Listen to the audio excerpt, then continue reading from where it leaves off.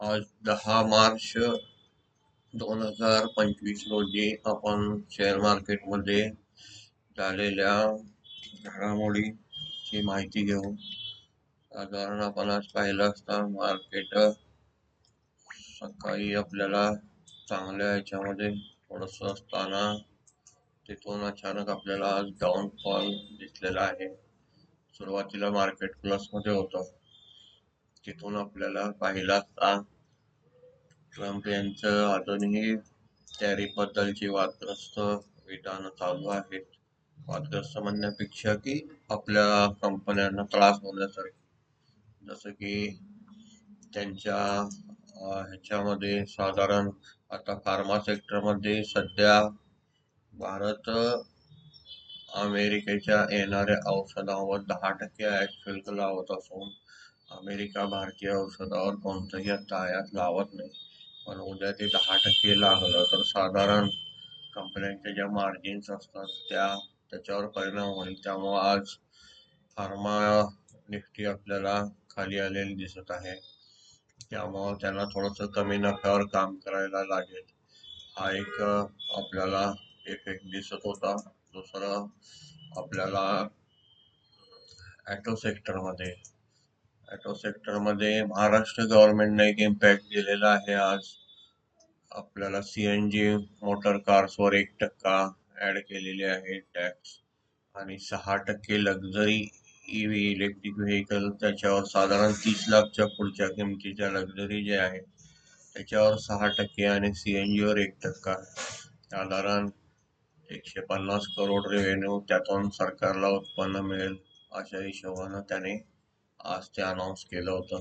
त्याच्यामुळं तो एक फॅक्टर आहे आणि ग्लोबल टेन्शन चालूच आहे.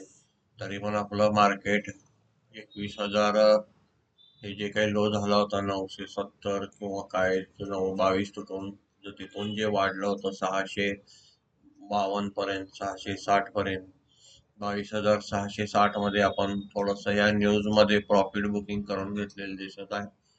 बाकी मार्केटमध्ये आपल्याला मोठं असं काही बघायला मिळालेलं नाहीये अजूनही. मार्केटला आपण 100 पॉईंट घेतलं तर फारसं खराब आहे असं म्हणू शकत नाही, कारण बऱ्याच गोष्टी पॉझिटिव्ह घडलेल्या आहेत. त्यामुळं ओव्हरऑल मार्केटमधल्या न्यूज बेसवर आज थोडंफार आपल्याला प्रॉफिट बुकिंग किंवा थोडं खाली आलेलं दिसत आहे. आज सेन्सेक्स आपण पाहिला असता, जो 30 शेअरचा समूह असतो त्या सेन्सेक्स मध्ये 74,115.17 अंकांनी बंद होऊन 217 अंकाची आपल्याला घट झालेली दिसत आहे. निफ्टी 50 मध्ये पाहिलं असता आपण, आपल्याला 22,460.30 अंकांनी बंद होऊन 92 अंकाची आपल्याला घट झालेली दिसत आहे. आज बँक निफ्टी मध्ये आपण पाहिलं असता आपल्याला 48,216.80 अंकांनी बंद होऊन त्याच्यामध्ये आपल्याला 280 अंकाची आज आपल्याला घट झालेली दिसत आहे. त्याच्यानंतर आपण पाहिलं असता इंडिया विक्स आज थोडासा वाढीकडे चाललेला दिसत आहे. कारण इंडिया विक्स आपल्याला माहित आहे पुट ऑप्शन, याचे ऑप्शन आपण आपल्या रायटिंग पासून बनत असतो. साधारण तो आज थोडासा व्होलाटाईल दिसत आहे आपल्याला. डॉलर इंडेक्स पाहिला असता आपल्याला आज मायनस हे दिसत आहे. त्यामुळे अमेरिकन डॉलरचं इतकंसं बाकी करन्सीच्या अगेन्स्ट होत नाही, पण USDINR मध्ये 87 रुपये 24 247 87.247 दाखवत आहे. आज दिवसभरात त्याच्यात जास्त वाढ झालेली आहे. तेही एक निगेटिव्हिटीचं कारण आहे. पॉझिटिव्ह कारण पाहिलं असतं आपल्याला क्रूड आज घटलेलं दिसत आहे. ही सुद्धा एक चांगली न्यूज आहे. गोल्ड आपल्याला 85,990 रुपयाचा दर दिसत आहे. ओव्हरऑल आपण पाहिलं असता मार्केटमध्ये फार मोठा कोणता निगेटिव्ह ट्रेंड किंवा काय चालू असं दिसत नाही. आपण निफ्टी गेनर मध्ये आज पाहिलं असतं आपल्याला, निफ्टी गेनर मध्ये आपल्याला आज power grid, Hindustan Unilever, Infosys, Nestle India, ITC, Asian paint, Cipla, Sun Pharma, SBI life. जसे की आपण पुढचे दर जसे जसे कमी येत आहेत आपल्याला एशियन पेंट वगैरे स्ट्रॉंग दिसायला चालू झालेले आहे. बाकी मग दुसरं आपल्याला फारसा मोठा तुर्तास काय दिसत नाही आहे. चांगले शेअर आहेत ते काही घटत नाही आहेत. ONGC लुझर मध्ये आज पाहिला असता ONGC, Trent, IndusInd bank, Bajaj auto, Eicher motor, L&T, Hero MotoCorp,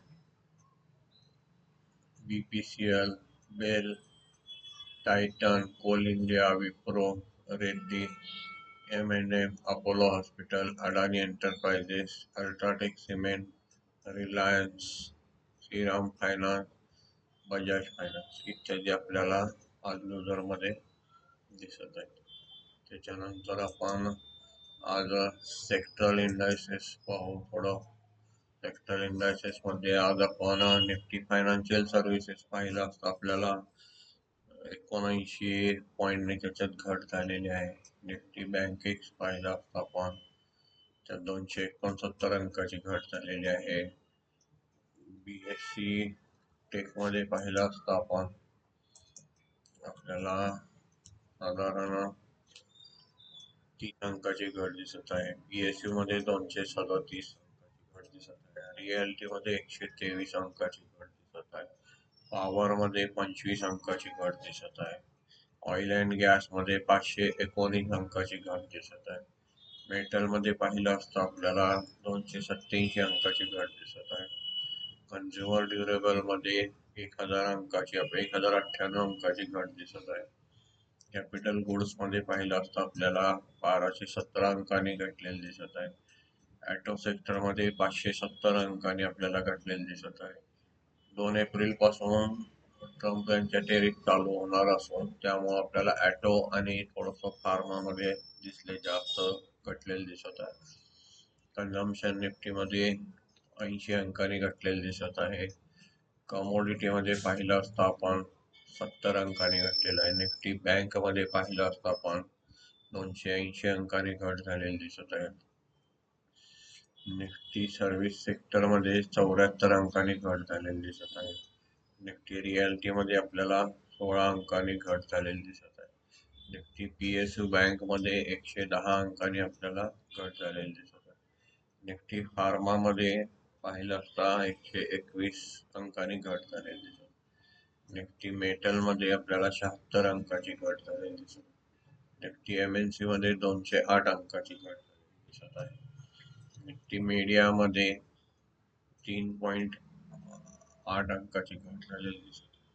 Nifty IT मध्ये 176 अंकाची घट झालेली दिसत आहे. निफ्टी इन्फ्रा मध्ये आपण पाहिलं असता 71 अंकाची घट दिसत आहे. निफ्टी FMCG पाहिलं असता 114 अंकाची आपल्याला वाढ झालेली दिसत आहे. निफ्टी एनर्जी मध्ये पाहिलं असता 486 अंकाची घट दिसत आहे. निफ्टी ॲटो मध्ये पाहिलं असता आपण 256 अंकाची घट दिसत आहे. आपल्याला FMCG एकच साधारण आपण म्हणतो बचावात्मक सेक्टर तेवढं वाढलेलं दिसत आहे आणि कोणत्याही एका सेक्टरला विक्री न होता सगळ्या सेक्टरमध्ये आपल्याला विक्री दिसत आहे. याचा अर्थ सलग वाढलेलं 600 पॉईंट होतं त्याच्यात प्रॉफिट बुकिंग दिसत आहे. फार मोठं काय त्याच्यात दिसत नाही आपल्याला. आपण आता साधारण इकॉनॉमिक कॅलेंडरला पाहू येणारे डाटा या आठवड्यात कोणते मोठे आपल्याला आहेत, त्याचा इम्पॅक्ट आपल्या मार्केटवर होणार आहे का त्याची आपण माहिती घेऊ. साधारण आपण अमेरिकेचे आणि इंडियाचे बघत असतो. ओव्हरऑल ज्या आपले ट्रेड जिथं आहेत मोठे तिथं आपल्याला त्याचे डाटा उपयोगी असतात. साधारण आता आज उद्यामध्ये तर आपल्याला दिसत नाही आहे. बुधवारनंतर आपल्याला नॅचरल गॅस, गुरुवार आपल्याला क्रूड इत्यादी डाटा दिसतील. तुर्तास तर आपल्याला अजून मोठा डाटा कोणता सध्या दिसत नाही. बघूया आपण आज आणि काय आपल्या बघण्यात मिळते आपल्याला. त्याच्यानंतर आपण आज फंड ऍक्टिव्हिटी पाहू. फंड ऍक्टिव्हिटी मध्ये पाहिलं असतं आपल्याला आज डोमेस्टिक इन्स्टिट्यूटने 9,591.29 कोटीची खरेदी केलेली दिसत आहे आणि विक्रीमध्ये 9,227.78 कोटीची विक्री केलेली दिसत आहे. ओव्हरऑल आपल्याला नेट फिगर 263.51 कोटीची आपल्याला खरेदी दिसत आहे. आता फंड मध्ये फॉरेन इन्स्टिट्यूटचे पाहिलं असता आपण 9,924.83 कोटीची खरेदी केलेली दिसत आहे. 10,410.24 कोटीची आपल्याला विक्री केलेली दिसत आहे. त्यांची नेट फिगर पाहिली असता आपल्याला 485.41 कोटीची आपल्याला नेट विक्री दिसत आहे. ओव्हरऑल आपल्याला खरेदी विक्रीच्या नेट फिगर आता कमी झालेले दिसत आहे. जशा त्या ट्रम्पच्या अनाउन्समेंट होत्या मोठ्या मोठ्या, त्या अनाउन्समेंटवर जसं आपलं व्होलॅटिलिटी वाढत होती ती थोडी कुठं तर सेटल झालेली दिसत आहे. मार्केट फार मोठं वर खाली होत नाही आहे, ही पण चांगलीच गोष्ट आहे. मार्केटमध्ये आता आपण आज ऑप्शन चेन मध्ये थोडं पाहू. आज ऑप्शन चेन मध्ये आपण ॲट मनी, इन द मनी आणि out of money call option शिकलेलो आहे. आपल्या चॅनलवर त्याचा व्हिडिओ अवेलेबल आहे. आज आपण पाहिलं असता 22,500 इथं आपल्याला बीड मध्ये ॲट मनी दिसत आहे आणि आपण साधारण पुट ऑप्शनच्या इथं आपल्याला अजून फार मोठी पोझिशन दिसत नाही, कारण एक्सपायरी 13 तारखेला आहे. 22,200च्या इथं थोडेफार 80,000, 22,300, 80,000 पुट रायटिंग दिसत आहे. 70,000 22,400 ला दिसत आहे. त्याच्या वरती पाहिलं असता आपण ॲट मनीला एक दिसत आहे आपल्याला. साधारण आपल्याला त्याच्यामुळं मार्केट खाली गेल्यानंतर इथं जे मायनस जे दिसत आहेत आपल्याला, आउटस्टँडिंग मायनस झाले म्हणजे पुट ऑप्शन हे राईट केलेले परत खरेदी केलेले आहेत 30,000चे. त्यामुळे इथं पुट वाढलेला पण दिसत आहे आपल्याला 15 रुपयाने. त्यामुळे इथं थोडस सपोर्ट इथला वीक झाला असं म्हणू आपण. साधारण मार्केटच्या न्यूजवर थोडंफार जाऊ शकते. आपल्याला 13 तारखेच्या एक्सपायरीच्या रेंजची आपण जी माहिती जेव्हा घेत असतो तेव्हा कॉलमध्ये तर आपल्याला कॉल रायटिंग चांगलं झालेलं दिसत आहे. इथं 22,600 हा स्ट्रॉंग रेजिस्टन्स बनलेला दिसत आहे. 22,500 सुद्धा आहे. आता त्याच्यावर उद्या चालायला लागला तर विचार करू. बाकी पोझिशन आपण प्रत्येक स्टॉकचं जसं आपण म्हणतो शिकल्याप्रमाणे बँक निफ्टी, फिन निफ्टी जिथं आपली पोझिशन आहे तिथं जाऊन आपण हे सपोर्ट रेजिस्टन्स शोधू शकतो. स्वतः बघणं फार गरजेचं असतं. त्याच्यानंतर इथे स्टॉक सुद्धा आपण कोणत्या कोणत्या कंपनीचे स्वतःचे जे पोझिशन आहे त्याचे आपण जाऊन बघू शकतो. उदाहरणार्थ आपण एखादा स्टॉक पाहू. आज टाटा मोटर पाहू आपण. टाटा मोटर्स मध्ये काय पोझिशन दिसते आपल्याला. साधारण इथं आपल्याला फार मोठं दिसत नाही आहे. 650 लाच आपल्याला इथं पोर्ट रायटिंग थोडं दिसत आहे. 600चं भरपूर आहे पोर्ट रायटिंग. म्हणजे त्याची आपल्याला एक रेंज कळते, पोझिशन ठेवायची काय करायची ते आपल्याला निर्णय घेता येते. तरी पण तज्ञांना विचारून केलेलं चांगलं असते. आपल्याला शिकण्यासाठी सराव होणं अजून गरजेचं आहे. 670, 680 कशी आज थोडं थोडं ओपन इंटरेस्ट वाढलेलं दिसत आहे. इथं पण रेजिस्टन्स म्हणून फार मोठं नाही आहे. पोझिशन जशा न्यूज येतील तसं मार्केट बदलत राहील. आपण आपलं काम करत राहील पाहिजे, शिकत राहिलं पाहिजे. आता ग्लोबल मार्केटमध्ये आज काय झाले पाहू. मेजर इंडायसेस मध्ये मेजर इंडायसेस मध्ये आपल्याला डाव जोन्स 300 पॉईंट खाली दिसत आहे. S&P 100 पॉईंट खाली दिसत आहे. नॅसडॅक 524 पॉईंट दिसत आहे. बऱ्यापैकी त्यांना टेरिफ वरती झळ आता चालू झालेली दिसत आहे. त्याच्यानंतर S&P विक्स सुद्धा वाढलेला आहे. जो आपण आपला विक्स जसं बघतो इंडियाचा, तसं त्यांच्या इंडेक्सचा जो विक्स आहे तिथं आपल्याला आज जवळजवळ 13.5% वाढलेलं दिसत आहे. त्यांच्या मार्केटला ही काही चांगली गोष्ट नाही आहे. रिफ्लेक्शन एक दोन दिवस राहत असतं आपल्या इथं.